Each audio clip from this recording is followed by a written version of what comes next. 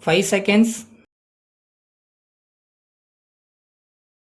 Start. Sir, I wish to associate myself with the general welcome that has been given to the budget placed before the House. I also wish to join the high compliments that have been paid to the government on the prompt and effective steps that they have taken for the relief of distress caused by the recent cyclone. Before dealing with the budget, I should like to pay my warmest tributes for the manner in which the government tackled the flood situation and the cyclone havoc in some of the districts in the state. I wish to congratulate the Chief Minister, the Minister for Public Works and others who promptly rushed to the affected areas and took effective measures within a short space of time. The budget is an interesting document.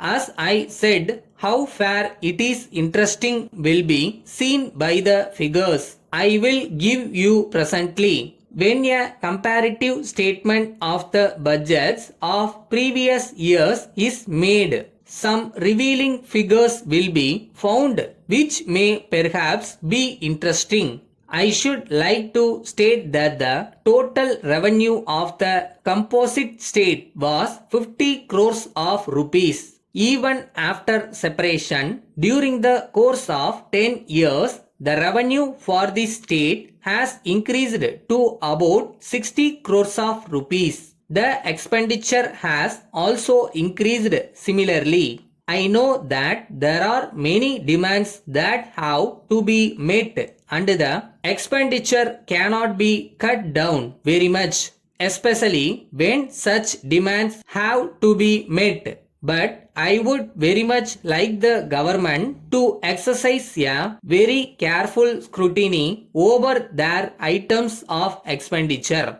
particularly in these days when we talk not of lakhs but of crores of rupees which are left to our care. I do not mean to suggest that this government have wasted any money, but I would only like to draw their attention to the need for careful scrutiny. Especially, it is very necessary for the Minister for Finance to have a fairly good and effective control over the items of expenditure that may be suggested by the various departments. I had hoped that the report of the Committee on Cooperation would have been ready by this time and that we would have an opportunity to offer our remarks in regard to the extension of cooperation in this state. One thing that is most essential to remove much of the misunderstanding that exists between the capital and the labor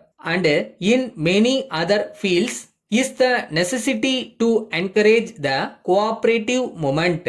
I hope and trust that when that report is ready, we shall be given an opportunity to offer our views before any action is taken by government in the matter. I would have naturally spoken about education in the budget, but as the Minister for Education is presenting us with a white paper and giving us an opportunity to discuss this question, I do not think it is necessary for me to dwell on that point. I am, however, thankful to the government. Letter from James and Company, 10 Racecourse Road, Coimbatore to Raj Brothers, Bangalore. Dear Sirs, we are in receipt of your letter dated 5th September 1977 requesting to be appointed as our sole agents for distribution of cycle tires and tubes manufactured by us. We are glad that you are a well-established concern and that you have a band of able and reliable representatives in various important centers in Andhra Pradesh and Karnataka states.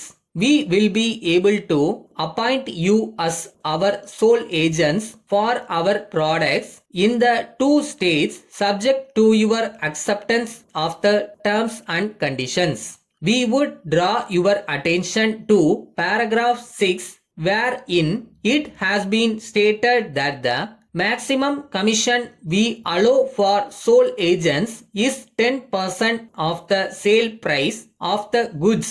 In spite of the increase in the production cost, the sale prices have been fixed at a reasonable level. Hence, we will not be able to increase the rate of your commission. If you are agreeable to our terms and conditions, you can kindly return the enclosed agreement, duly signed on receipt of which we shall proceed further in the matter. Yours faithfully.